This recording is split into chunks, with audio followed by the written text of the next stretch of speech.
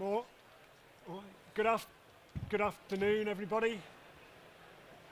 Welcome to this session on a very exciting title: high voltage, rapid charging, recruitment and retention. I love it. The IMI have been talking about this issue for a considerable amount of time, but is the industry listening? Are dealers doing enough to ensure that they have the right skills, the right skill set and the right number of people with those skills? And in a slight change to the advertised programme, as they say in TV land, we've got two speakers from the IMI and not the advertised one. Leading the presentation from the IMI, Sarah Sparks, and joining her is Jack. You're both in marketing, marcoms, yeah? Okay. That's right, yeah. So you'll be talking about this issue from that perspective. And I've also got Thomas Wilson, who is from Indeed, the recruitment company. So please, Sarah, over to you. Thank you. Oh gosh, sorry. Sorry to those of you who thought you were coming to see Franco from the IMI today. I apologise, you've got us instead. Franco couldn't be here, but we were coming to have a look around the show and meet as many people as we could. So we've been able to step in and fill his shoes today. So thanks for coming along. The IMI, some of you might know, are the professional body for people working within the automotive sector. And what we wanted to do as part of this session today is talk to you about the future skills gap, the vacancy rate, which is at an alarming place at the moment. It's one of our members' biggest areas of conversation through sector advisory groups, surveys, meetings, you name it. Our members are always talking about how can we attract people in, how can we keep them. And what we'd like to talk to you about today is, with regards to EV, what we do with our tech safe recognition program, but also a new campaign that we've recently launched called There's More to Motor, which hopefully some of you might have seen some of, but if not, I'll talk you through that today. But I'm going to hand over to my colleague Jack now, who's the Marketing and Campaigns Manager for the IMI, and he's going to talk to you a little bit more about tech safe. Thank you. So I'm here to talk to you a little bit today about IMI's tech safe recognition. As I'm sure you'll all be aware, the automotive sector is going through rapid changes at the moment in terms of the technology available. And that advancement in changing technology has really fueled the skills gap that we're currently seeing and the need for something to be done to very quickly to bridge that gap. As you can see on the screen here, the IMI spends a lot of time doing research and reports to forecast to make sure we can stay ahead of the curve. And one of the key areas we've noticed is there's a huge skill gap coming up for the automotive sector in terms of EV, hydrogen and ADAS technicians. We're predicting that by the year 2032 there'll be a shortfall of around 36,000 technicians needed. And that's why I say something like TechSafe has come onto the platform so we can really start to address that core issue. In terms of ADAS, so ADAS specifically, we've got at the moment, I think it's around 3,500 qualified on ADAS, which is a shortfall as of today of around 8,000 technicians that are needed. We're predicting that by the end of 2023, 1 in 10 vehicles will have a level 2 autonomous system in place, and that's only going to increase. So by the year 2030, there will be 44% of vehicles on the road with level 2 autonomy. So the IMI identified that there was this risk and this need to put something out into the sector that could help battle this upcoming skills gap, and that's where IMI TechSafe comes into play. So what it is a piece of recognition held within the IMI's professional register that is set out to identify a professional's safe working practice in the field of EV, hybrid, hydrogen, ADAS, all of those emerging technologies. It's proof of competency and skill to work on those types of vehicles and work with those types of technologies. And it really came from the fact that the IMI identified this risk with all this new technology coming into the marketplace, that they realised that we needed to ensure technicians had the skills, the competency and the safety to work on these new technologies, especially when you consider the high voltage element of some of the electric vehicles coming out. As part of TechSafe, there is a set route in which you gain your TechSafe recognition in terms of, and I'll talk on it a little bit more later, certain qualifications and accreditations you need to take to reach a standard that gets you TechSafe recognised. And then following on from that, there is a continued professional development plan in place to ensure that all technicians that hold this recognition continue to update their knowledge, continue to stay ahead of the curve, continue to get all the latest skills under their belt so they can really give the consumers and their customers the confidence that they have the competency to work on their vehicles. So the importance of TechSafe for you, it's a way for you to future-proof your business. You're investing in your staff. You're ensure that they've got the right skills, the right competency to be out there day to day doing the work that they are doing. It fills your customers, your consumers with that confidence as well in you, that you're investing in your staff, you're investing in your people, and you're ensuring that they're qualified and up to a standard that's worthy of working on some of these new technologies that are coming out. And it adds a gravitas to your business and to yourself as an individual. It gives you that rubber seal that you can quickly showcase to people that you take personal development really to heart and you're trying your best, where in an industry that isn't regulated, you don't have to have these sorts of qualifications to do it, but you are showing that you are committed to being the best of the best and having that. So the process behind it, so there was an identification of a gap. There was all this technology coming into the market and there was a gap in terms of skills for the technicians within the sector. And that gap was identified by the IMI, and that's where TechSafe was born. For someone walking through that process, the first step that they would look at doing is some of the e-learning courses, and this is just to build the basic knowledge of these emerging technologies. Following on from that, they would engage with one of our IMI approved centres to work with them and understand the requirements that they have, the requirements they need, and what qualification or accreditation is going to be best for them or their business. After that, they take the qualification, they do the accreditation, they get what they need, and they gain that entry route, their seal of approval to get into TechSafe recognition.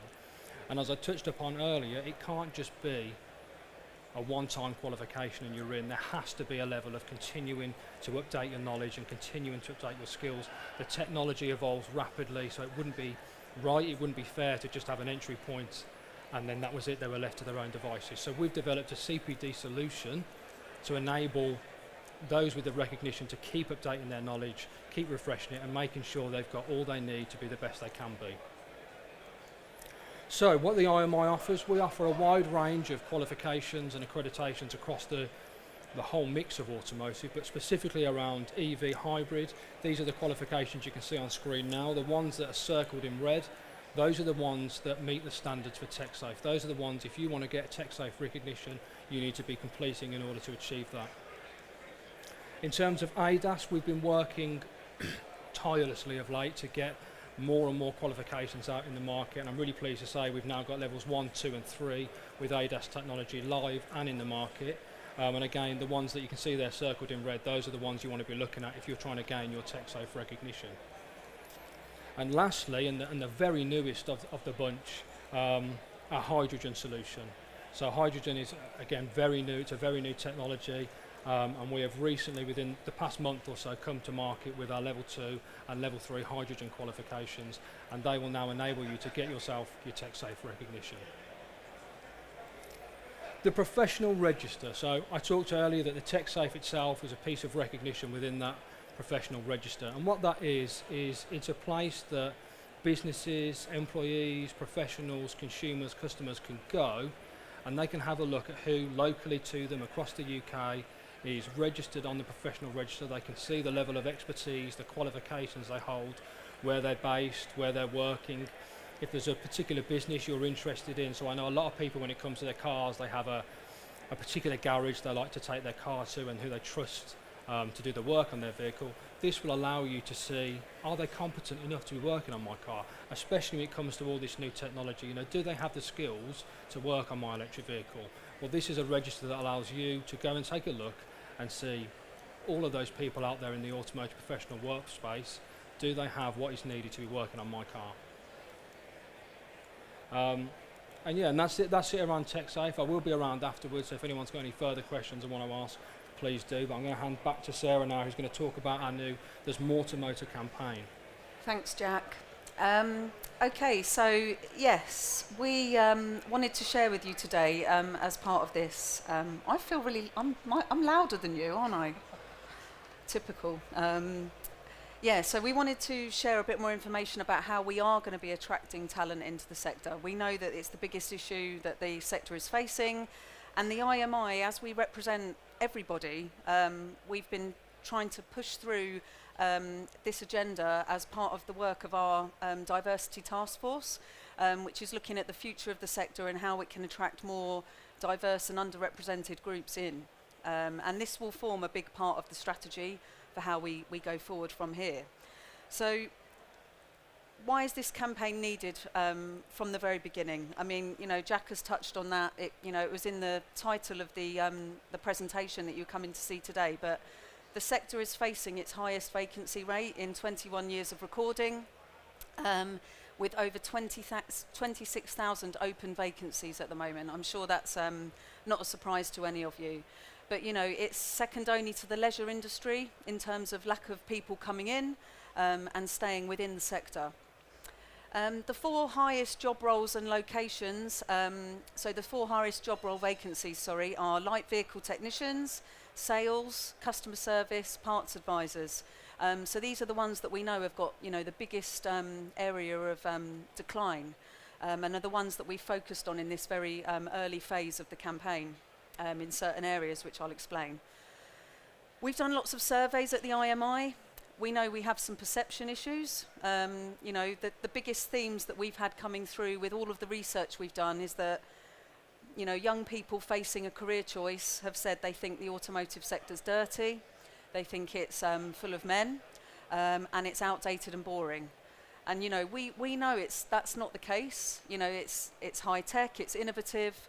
We've got a really good opportunity to get students and young careers and people thinking about changing career to come and think about us and the automotive sector as a whole. So that's what this campaign's all about, really. And we've focused in on this phase on the mid-career changer. So, you know, students and apprenticeships and all of that is pivotal, but we've actually seen a really good opportunity with people that search for a new job, search for a new career or sector, and we thought, let's focus on that as part of our marketing campaign. I think I mentioned earlier it's our members' biggest area of feedback, so we know we've got to do something about it, but we know we can't do it on our own. So part of this campaign is about how we recruit more of you and more people from the sector to help us with this. So, There's More to Motor was born. You know, I've mentioned already there's a bit of a reputation issue. It's got the reputation of being a bit laddish, unwelcoming, not necessarily the right environment for certain people. We knew we needed to give the whole sector a bit of a makeover. You know, how can we challenge those perceptions and make people think, oh, actually, I wouldn't mind looking into one of those roles because it could be a place for me. You know, there's lots of fantastic people working within the sector that have got a voice that could shout about this and help us with that cause. So that's what we've been doing, and we've been working with an agency who are here today, actually, RBH, to actually take some of our campaign work to a different level to where we've been before, and using some different strategies with media and marketing activity to do that. So yeah, let's talk a little bit more about what's happened here. So to start with, we very much focused in on how can we hook the sector in? How can we start to tease this stuff out? So while we were working through what this campaign was going to look like, hopefully some of you from working in the sector might have seen some of the teaser activity that we've been doing, trying not to bombard people with this message, but the sector is changing, things are moving, we're also moving, and we're also pushing this campaign forward. So we started to tease that out across lots of our activity.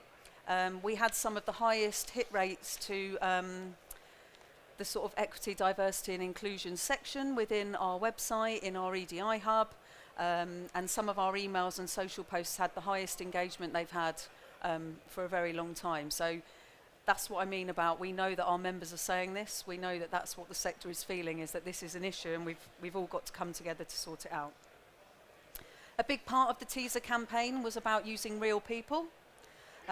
We've been asking for real voices, and that's what we're really calling out today, is hoping that more people from within the sector can help us with this. Let's showcase the fantastic people that you might not have expected to sit in the organisation, or who are going to tell everyone it's not dirty, it's not boring. There's so much innovation and change going on at the moment, and it is a good, positive, inspiring place to work. So, you know, people like Charlie that you can see on the bottom of the slide there, he was a firefighter, and he decided sort of a little while back, this isn't for me anymore, and he now, I think he won the IMI bursary, didn't he? And you know, he's been through an apprenticeship, and his career's thriving. Same with Amy. Her dad was a HGV technician. She never thought that she would work in automotive ever, but he convinced her to go and try it out, and she's now going through an apprenticeship, and she's, I think, you know, she's had 3 different roles, I think, as part of that, and getting all of that fantastic opportunity. So yeah, today is very much about the real people, you know, people that maybe are coming from diverse, underrepresented groups, but just reminding everyone that there is an opportunity for them, and it doesn't just have to be the sort of, you know, person you would expect it to be that comes and works here. We can't do this alone. We need these people to help us push that forward. So the main part of this campaign was us focusing on creating a hero film which aimed to tackle some of those perceptions, the ones I mentioned to you earlier about it being a man's world, being dirty and outdated and boring. So we worked with RBH to create a film to show that, and hopefully on the next slide. So you think working in automotive's dirty? You'll see that. No chance.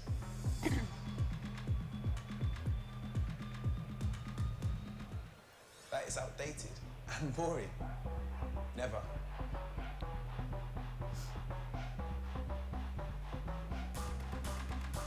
So you think automotive's a man's world?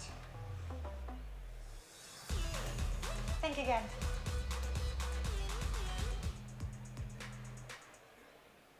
I always feel like I need to do something when that finishes, whenever I show it. So yeah, that's the hero film that we've been using, and it went live across various media back in September. So I'm not going to bore you all with the whole details, but just to sort of summarise, this is a 3-month campaign for us in digital spaces that we've never worked in before. We wanted to try something new and get out to the people we want to talk to. So we've been really targeted with this. One of the big areas of traffic that we saw for people looking to career change was, I'm sure you can imagine, after Christmas, you go back to work, you think, oh, hate my job, don't want to work there anymore, I want to try something new. But also just after the summer holidays.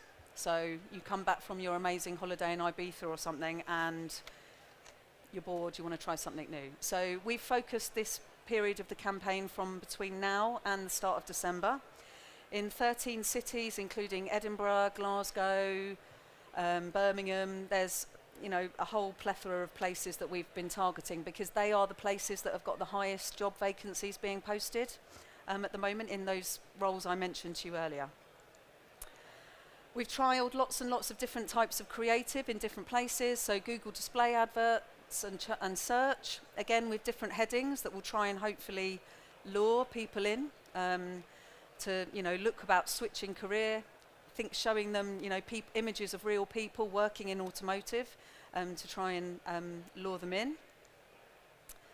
Same with Meta. So we've recently gone live on Facebook and Instagram, and actually TikTok is a place that we never ever thought that the Institute of the Motor Industry would promote on, but it's actually been much more successful than we ever thought, and we managed to have such a good response in the early days that we kept some of the budget running on TikTok, despite thinking we'd only put a small amount on there. We have a campaign microsite which has 4 different recruitment partners attached to it, not Indeed, but we're going to talk to Thomas afterwards, trying to showcase as many of these roles as we possibly can. And we've been having fantastic results when people come through that digital media campaign and land on the microsite. There's also lots of real voices on there and case studies. Very quickly, this success so far is a bit of an old slide. Apologies, it was a last minute request for me and Jack to speak today. But the last time we reviewed, we'd had over 1 million views of the video, and over one in five people had watched the video through the whole way. So rather than being able to skip through on YouTube, for example, where you can skip the ad, we'd had some fantastic results with that and some great conversion rates. So as the campaign comes to a close, we'll be looking at, when we get to that recruitment partner step, how many people have actually applied for a job, been successful. You know, this isn't a short, I'm sure you all know, it's not a short process, but this is the start of the road for us. How you can get involved, come and talk to Jack and I at the end. We're going to be looking for future partners and sponsors to work with us on this, ways of getting the whole sector involved. And we have digital toolkits and things like that. But if any of you know of anyone that wants to share their voice, we'd love to hear about it so that we can amplify that for you. And now I'm going to hand over to Thomas to talk about the recruitment side of things. Thank you very much. Hello, everyone. Pleasure to be here today. Good to see some faces here. Good to see some familiar faces as well. Brilliant presentation. Thanks, guys. Some really good insights there. And yeah, delighted to share the stage with you both. So hopefully some of you have heard of Indeed. Hopefully some of you have used Indeed in the past. Indeed has, well, firstly, Indeed is the most used recruitment website in the world. Simple as that. Hands down, blow the competition out of the water. The effort and allocated resources that we've made in the last 18 months or so is in this sector specifically. We've supported a lot of clients and employers in this sector before for years. But in the last 18 months, we've really kind of pulled resources together and target this particular sector. And we're delighted to be at events such as this. So today, I'm going to go through a few slides, but so there's a lot of data on the slides I'm going to show you. I'm not going to read them off. I'm not going to bore you with all the numbers. I'm going to tell you some stuff you already know. Recruitment's tough, shock. I'm going to tell you a little bit about why and how that contributes. But the most important part of my session, I'm going to show you a few things you can do. Okay, because there are some things that you can control. It's not doom and gloom, and you're absolutely right. We have to do more to change the perception of the sector, all this kind of stuff. There's a lot of great initiatives happening. Literally, there's things you can do this afternoon, tomorrow, next week, and you'll see a change in the amount or the quality of the vehicle technicians that apply to your jobs, or sales, or customer service, admin, management, whatever it may be. So that's the bit that I think you're probably going to get most from. I know there's a Q&A at the end of this if we've got time. If not, if you have any specific questions for Indeed, our stand is literally just there on the left. If you want some free water bottles, notepads, we've got a great team with us today. Come and say hello and ask some questions. So a few stats that I just want to share with you today. Due to Brexit and the emphasis on new technologies such as electric vehicles, the number of jobs in the automotive industry is going to increase over the next decade by 4%, but the number of jobs in the UK retail sector is forecast to decrease just through a few outside factors there. Really interesting stat is the bottom point there. We see a shift in replacement recruitment a lot, so that's due to migration, retirement, occupational mobility. So there's a shortage of skilled workers. Everyone knows this. I'm not going to go through all of those stats here. You can see them on screen. Recruitment's just really hard. Now this is where it gets a little bit more interesting. This is where we've got the power to share some really powerful insights with you.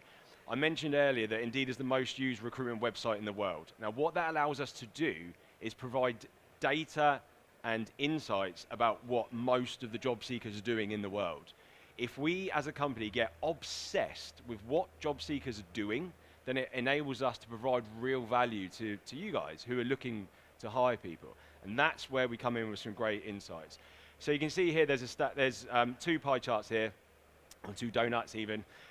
So the bit at the bottom you can see there, that's January to October this year, our own data. Most jobs on the left-hand side there are in between installation and maintenance, which ultimately vehicle techs roll up into, and sales. Most of the jobs in there. On the flip side, you can see most of the job seekers are actually in sales. So you can see there already there's more jobs for vehicle techs and installation roles and maintenance roles than there are job seekers, which creates a very, very, very competitive landscape. Nothing that you don't know already, right?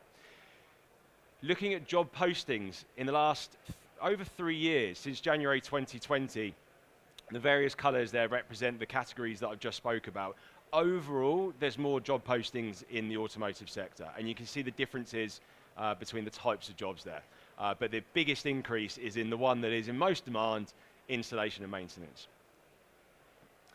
Looking at job seekers now, it's kind of similar trends, but you can see here that the installation and maintenance hasn't grown as much as, say, admin or customer service.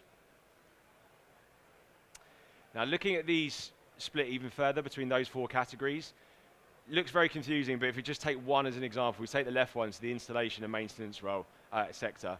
Just in September we had over 100,000 jobs on Indeed, over 2 million job seekers, say 8 apply starts per job, and what we mean by apply starts is someone who's literally just clicked that apply button. Doesn't mean they completed the application process, because there's a whole bunch of stuff after someone presses apply, because that person may not complete the application. Depends what your application your application method is all about. If it's a really complex 16-page tracking system, then you may not. You know, you've got to think a lot of the younger people that we're trying to attract into this industry, they've grown up with technology being quick, easy, on demand. They absolutely demand technology to work in their favor. If you don't make it easy for them in the first few seconds, they're not interested, they're gone.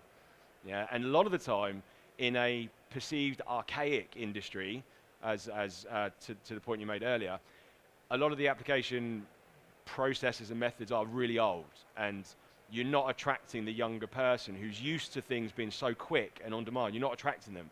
So how can you change your apply method? And that apply start rate is 13% as a percentage. And you can see how low that is compared to the other percentages of those job categories. If we look at demographic, where this is happening in the UK, really quick way of understanding this, the darker the colour of wherever the map is, the more job seekers there are for those jobs. So you can see a lot of the time in the north, in Scotland, in Wales, got Northern Ireland there for customer service. If you look at installation and maintenance, you can see a really dark patch in South Wales. What's that? Maybe Swansea, Cardiff area. That is the hottest spot, you could say, in September for vehicle technicians and other job seekers in that category. So what can you do? The first thing you can do is you're in control of the job advert that you have. You're in direct control of what your message is out to the market. So there's a few tips here on how to increase exposure to job seekers and ensure that you're sharing your full picture. Basically, be concise, be to the point, but tell them what the job is like. Don't explain what a vehicle tech does day to day. They know what it is. So take those first few seconds, those first few points, explaining why they should apply to your company, your job, benefits, pay, all this kind of stuff. We do so many surveys on what is important to job seekers. You know what's number one every single time? Pay, right? No getting around it, right? We talk about flex work and all this other stuff. You're absolutely right. Pay blows everything else out of the water. Pay. Second is generally flexible working. If you can tackle those 2 areas really early on in your job advert, you're capturing attention. Okay, going back to this attention span, which is really, really limited. Because you've got to think, when most people use a mobile device to look for jobs, that's the other data point that we know. When do people use their mobile device the most? In the mornings on a commute, in the evenings when they're winding down. But they've got a lot of other distractions happening at those times as well. When you're on a commute, you've got to think about everything else around you. When you're in the evening relaxing, you may have the kids or dinner or whatever it is. You've got to think, how can I grab this attention in the first few seconds? And then we talk a lot to our clients about a recruitment strategy. It has to be inbound and outbound. If you're just waiting for the perfect applicants to come to you, you're missing a trick. You're shooting yourself in the foot. But you have to master both sides of it. You've got to make sure that the right people coming to you, which then is what message are you putting out there for people to attract the right people? And then secondly, how are you going after people? What is the outbound strategy that you've got? Because maybe the right people aren't looking for your company at the moment. So how are you attracting that person? How are you going out to get them? So and this is the last slide that I've got here. So advise a lot around these two areas, and I'm going to give you some real-world examples here. To promote your brand, we talk to our companies about, our clients a lot around employer brand. I was talking to a company earlier, they were telling me that they struggle for vehicle techs in Belfast. There was a smaller company that came to the stand early this morning. And I say, well, okay, so what's your company reputation like in Belfast? They had no idea. And that's not their fault, they just never looked at it before. They never looked at it in that way. They were, well, we've got an advert out, why is no one applying? We're the top of the search. Okay, but do they know who you are? Do they want to work for your company? What are people saying about your company? And we have, I'm not trying to plug our products here, but, and because you can do a lot of this for free, but go on Indeed, have a look at your company page. Have a look at it. If you've never done anything with it, you can actually claim it for free and do a lot of stuff and make it attractive because people are searching for it. We're also, the company that owns Indeed also owns Glassdoor, so we do a lot of partnerships with Glassdoor. Some of you may be familiar with Glassdoor, but have a look at your Glassdoor page. Same thing. If you're not promoting the best version of your company out there, when people are searching for your company, what are they seeing? And there's so many things you can do. And then with the candidate targeting, trying to attract the right people, we try to be our objective is to become the world's best matching and hiring platform. And we really are obsessed with how job seekers are searching for jobs. A lot of clients are actually bypassing the CV and application page altogether. So we've got companies that we're working with, they won't mind me saying their names, Virtue Motors, Lookers, you know these companies. They are having extremely successful campaigns with Indeed via not posting any jobs. What we do with them is campaigns around what's called hiring events, and ultimately they're recruitment days. If you were to go on Indeed, you might see these things, but a job seeker doesn't actually apply to a job. They see basically an advert for a recruitment day. Based on our own AI, our machine learning, we're showing them the most relevant jobs. We've already screened them. They just literally click an interview slot, and they go, right, I want that interview, 10 a.m. Monday morning, I'll be there. And we're seeing so much success with vehicle technicians for these particular companies. They come to these events, meet the management, meet the hiring managers there and then. They have an interview and offer on the same day, potentially start the next day. No advert, no CV, no application. So have a think, what are you doing that maybe is disrupting how things have always been done? That's all from me. Do you want me to click to the next slide or leave it there? Or You can click. I can click? I actually don't know. Okay, so I think we've got 10 minutes for a Q&A. Is that right? Yep. Yeah. But thank you. If anyone's got any questions, go for it. Any questions? Well, there's a roving mic, and there's a lady. Yeah. Oh, there is a hello. Lovely to see you. This is always the bit that, I don't know about you, but I get quite scared out of. I don't know what's coming. It makes me nervous. Hi. My big concern is the movement of technicians from one business to the next because people are chasing the next 50 pence, the next pound. We've always had that challenge. Jack, you've talked about, qualifications, tech safe, getting people qualified. So you've talked about, perceptions campaign, bringing people in. I guess for all of you, how are we going to make this sector hold on to some of its people more strongly? Because quite a lot of companies are seeing very high turnover, and we used to think successful recruitment was keeping people enrolled 2, 5, 10 years. We're seeing new generations thinking 9 months and a year, let's look for the next opportunity, let's look for the next expansion of role, pay, whatever. So, and if Jeremy wants to answer do that, that's fine as well. Do you want to? For us, it's about the learning and development side, isn't it? And like you've said as well, Thomas,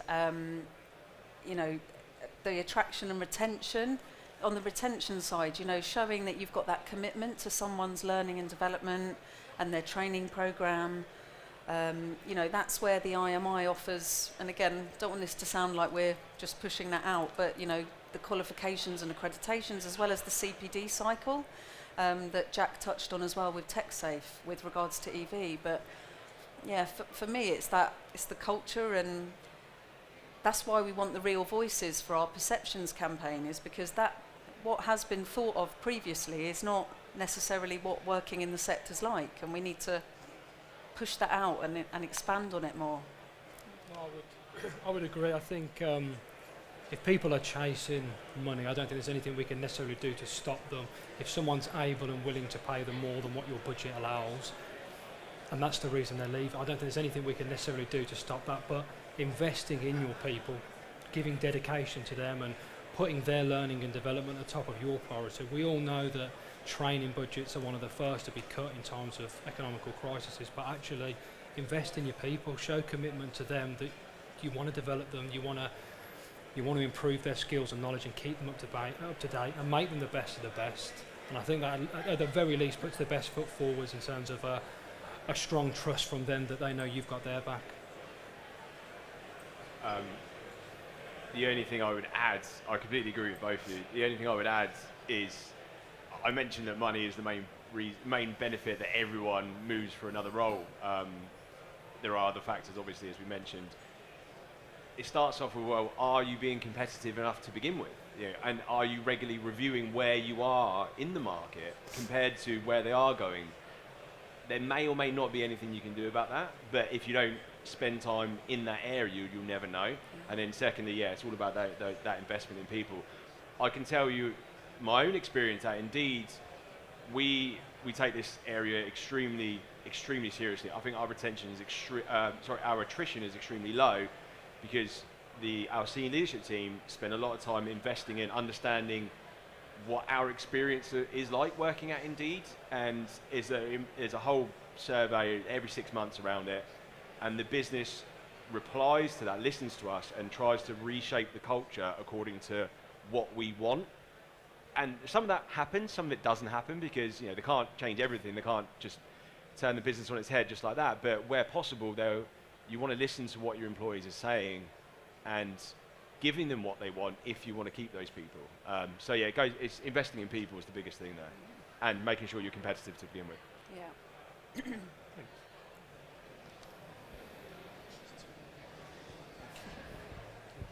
Love what you're doing, and I love the work that you're putting into this, but sometimes I think that this is actually looking at it from the wrong angle. We should be, and I personally think we should be looking at actually making the automotive industry a great place to work, and that starts from the top. That starts from leadership all the way down. And I've worked with companies all over the world, and some of the best companies I've worked with, particularly in the USA and in the UK, it's the leadership skills and the leadership of that company that goes through the company. Then people don't want to leave because it's 50 pence an hour extra, but also they want to come into that company and work for that company. So shouldn't we, as well as having what you're doing, shouldn't we also be looking at leadership and making this industry a great place to work? Yeah, absolutely. So the IMI are actually working, there's some future planning going on at the moment for some more leadership and management academy activity through our president, Jim Saker. He's sort of spearheading that for us at the moment, because we also see that, yeah, you're right, it's the leadership and how that filters down. That doesn't always, filter down all the way to the shop floor, should we say. So yeah, there's a lot more activity going on behind the scenes at the IMI for sure, that you'll be hearing about very soon. Yes. Is that? I don't know what else I can say right now. But I completely agree. Yeah, starts with leadership, absolutely. That message, that culture, yes. There's nothing more to elaborate on. I completely agree. Isn't that what Lookers and Virtue are doing by turning up at sort of recruitment fairs and meeting the next employee, isn't it? That's literally... That's completely it. They're very ingrained in that employer brand. Irrespective of what we think as the employer, what do the people that we want to employ, what do they think about our company? And that's the bit that a lot of companies are investing in, because it's so hard. It's so hard. How do you excite someone to work for your company knowing that they can get paid 50p an hour, pound an hour more down the road? irrespective of that, how do you get them excited to work for your company? And it starts with leadership completely. Yeah. Sarah, Jack, are you seeing, what should we call, are you seeing conversions? You've got high levels of engagement through the marketing activity, but the real crunch is it happening? There are applicants, they are filling the gap, or is it just continuing as bad as it has been? So we're still very much in the early infancy of this. Our digital media campaign finishes at the beginning of December. We're working with the AA, Autotech Group, IMI Jobs Board, and the last one's flown out of my mind. But we know we're converting from our side by pushing that traffic through to the recruitment partners. We're in the process now of wrapping up all of the review. We know we've passed them lots of candidates through this, through the fantastic creative that's been going out.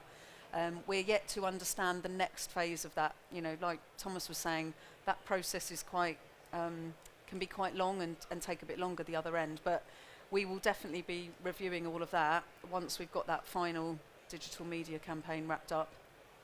And we'll tell you more. Okay, What's that thing? Are dealers doing enough to promote this as well? You seem to be, in this presentation, it seems to be quite isolated. You're doing it, you know, you're doing this on behalf of, but are they picking up the baton themselves? So that is definitely phase 2 for us, right. And is why we're coming to places like this to tell you about what we're doing, because phase 2 is how can the rest of the sector get on board with this? How can we partner together to get the to spread the net wider? You know, at the IMI we have lots of fantastic organisations within our board and VP network who have been fantastic. But yeah, we're looking for future partnerships, future sponsorships. This doesn't end in December. This is very much just the kick-off point. From there on, if anyone's interested in helping us bring that to the next level, you know, drop us a line at the IMI and we'd love to have a chat with you. Should government be doing anything to support this? What's that, sorry? Should government be doing, big or little g, be doing anything? Hayley Pell's our policy and campaigns manager. She's in Westminster every week, lobbying and being brilliant. I don't know if anyone in the room knows Hayley. She's fantastic, but she's been bringing this through to Parliament, hasn't she, as part of all of the work she's doing as well.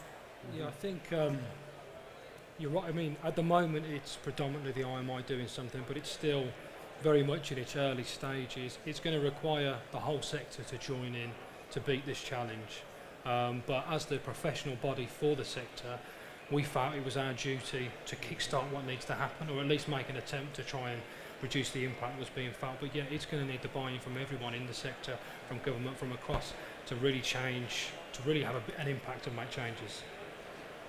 Thomas, we're looking specifically at the skills gap relating to EV technicians. Is there sort of best practice advice about literally making your job ad as attractive as possible to something that is probably, by and large, completely unknown because it is such new technology? Is there something that you can sell that job without making it too geeky, boffiny, scary? Is there semantically the wording you use, the prospects about being trained up on the latest technology and all that brings to you as an individual? To an extent, yeah, absolutely. If we just think about that static job advert as what you're putting out there and hoping someone gets excited by it, the bit you have control over then is the body of that text, the body of the advert. And if you spend time understanding what excites that job seeker, or what's exciting about that job, or what would make it attractive, put that into the job advert. It's not about, you know, keywords and blurring it out and white, put it into white thinking it beats the system because algorithms can see that, right? It's just the people on our side that can't, the job seeker. If you genuinely tap into the key things that excite someone who does this for a job and put that into the advert, that's the bit that's going to excite someone. That's when someone sees it and they get attracted by that, absolutely. Then it's about why should they apply to your company? If we're talking about vehicle techs, if you're talking about people that aren't into that industry, that we're trying to attract someone from another industry,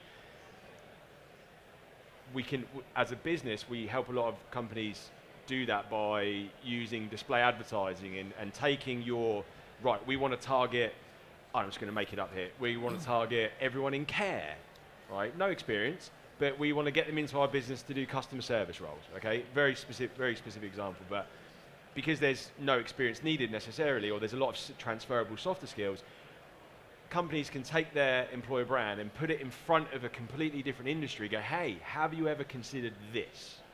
Come check out our jobs. And that happened with a lot of companies when COVID hit.